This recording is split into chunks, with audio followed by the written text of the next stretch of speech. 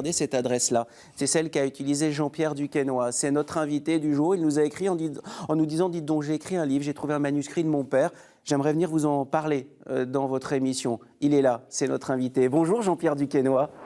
Bonjour Christophe. Ça va bien? Très bien, merci de m'accueillir Christophe. Oh bah écoutez, c'est avec grand plaisir parce que voilà une belle histoire, un joli témoignage. Un témoignage d'ailleurs que l'on retrouve dans ce livre de père en fils, enfant gâté du Périgord. C'est édité chez 7 écrits. Oui. 7 en chiffres écrits en lettres. Enfant gâté du Périgord, c'est la vie de votre père et puis un peu la vôtre aussi. Comment est née cette idée de poursuivre l'écriture de votre père, puisque l'origine, c'est la découverte d'un manuscrit, Jean-Pierre? Oui, c'est tout à fait cela. Ma mère, un jour, me confia un manuscrit qu'avait écrit mon père. Mais il était très court. Il ne faisait qu'une vingtaine de pages, manuscrites. Et je me suis dit, quand même, après l'avoir lu, les histoires de famille, je les connaissais. Vous savez, en Périgord, puisque je suis de Thiviers, Nontron, de cette région-là, on raconte 10 fois, 15 fois les mêmes histoires le soir à la maison ou les fêtes, ou lors des fêtes. Et donc, je les connaissais toutes. Et je trouvais triste de ne pas poursuivre ce qu'il avait écrit. De laisser ça un peu dans l'oubli. Oui, de laisser ça un peu dans l'oubli, puis surtout de ne pas transmettre mes enfants. J'ai des enfants. C'est ça, en fait. Je crois que c'est important de garder le contact, de garder l'histoire et de la transmettre. Donc, je me suis mis à écrire. C'était difficile de plonger dans les souvenirs de votre père qui n'étaient pas les vôtres? J'ai découvert un monde étonnant, c'est le monde de l'écriture. C'est difficile, hein? C'est exigeant. Eh bien, non, c'est pas bon? ça. C'est pas tout à fait cela.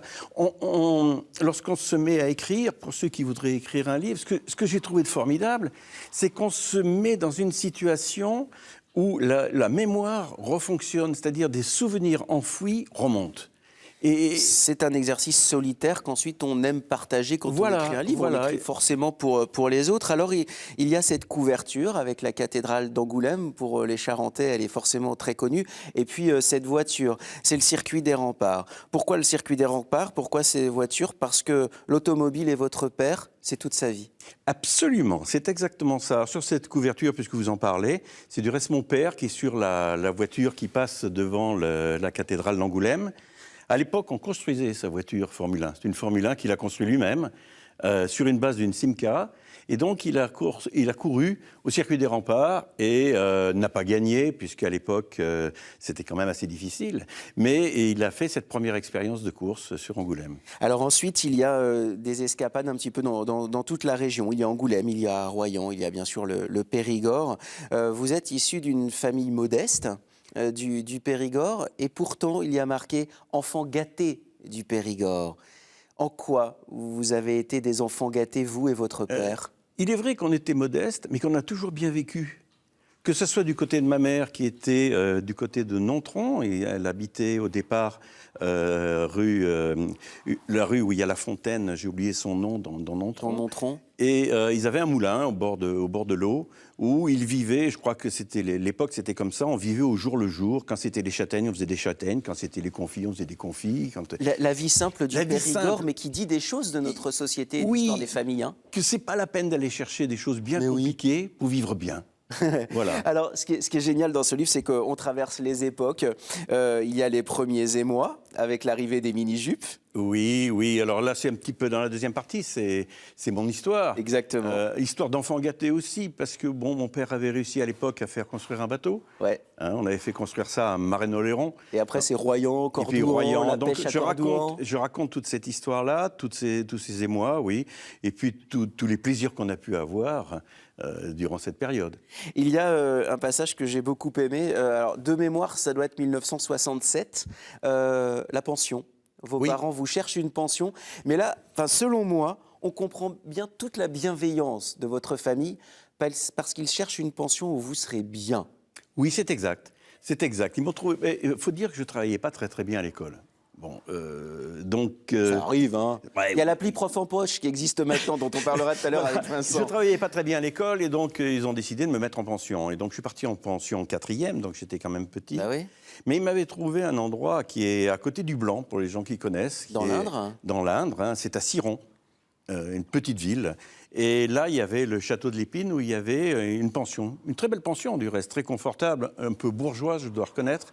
Et j'y ai bien vécu et j'ai redressé un peu Ça mon vous a remis éducation. sur les rails. Voilà, ça m'a Alors, remis sur les mais rails. il cherchait quelque chose comme ça de bienveillant. Mais la bienveillance, c'est surtout la transmission. Ce qui m'a marqué dans cet ouvrage, c'est que déjà votre père, s'il a écrit, c'est parce qu'il avait envie de transmettre.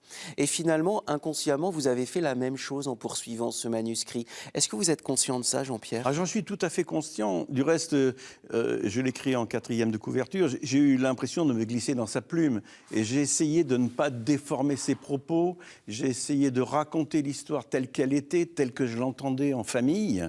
Sans la déformer. Sans C'est essayer au compliqué, ça. maximum Bah de ouais. ne pas la déformer. Et ouais. Comme les anecdotes. Les anecdotes en Périgord, il y en a quelques-unes, je ne sais pas si vous les avez lues. Mais bien sûr. Mais mon oncle, par exemple, lorsqu'on lui demandait de raconter l'électricité, ça prenait des proportions théâtrales. Mais parce qu'il l'a découvert, l'électricité. Oui, il a a vu découvert l'arrivée de l'électricité. Et il s'est le raconté. racontait. Moi, j'étais au théâtre. J'étais petit, j'étais au théâtre. Il racontait ça. Il était âgé déjà. Et il était à la limite de l'apoplexie. Donc, Tellement il vivait la il chose. vivait comme la, ça. la chose. Alors, on essayait de le faire rasseoir au pied de la cheminée, mais il n'y avait pas moyen. Il fallait qu'il finisse. Et ça partait dans des tirades à n'en pas finir. Mais parce que Jean-Pierre, ça raconte des choses de votre famille Oui. qui a traversé comme ça toutes les époques. Et c'est un siècle qui a vécu tellement de bouleversements technologiques. Oui. Et on les comprend bien, l'évolution des voitures, puisque votre père ensuite a acheté des concessions du côté de Parthenay, etc. Oui, c'est ça. Et alors qu'il a couru sur des voitures plutôt anciennes au circuit des remparts, Oui. il y a l'électricité, il y a les bouleversements dans les familles. Et c'est tout ça, la vie de Jean-Pierre Duquesnoy, de son père. Ça s'appelle De père en fils, enfant gâté du Périgord. C'est aux éditions 7 écrits. Allez visiter d'ailleurs le site de cette maison d'édition. Jean-Pierre, merci beaucoup d'avoir répondu à toutes ces questions et puis à notre invitation. Jean-Pierre, je vous l'ai dit, il nous a écrit, il nous a dit « J'aimerais bien venir sur votre plateau, raconter et présenter mon ouvrage ». C'est comme ça que ça s'est passé, hein? Tout à fait. Je raconte pas de bêtises. Tout à fait. Et ben voilà, vous êtes on s'est là. découvert comme ça. Et j'étais Christophe. content de vous recevoir ce matin. Voilà, merci Ça fait beaucoup, du bien Christophe. de parler de choses comme ça qui font du bien, les C'est familles, des les choses qui rassurent. se perdent, oui, il faut les refaire vivre. Mais tellement, tellement. Alors,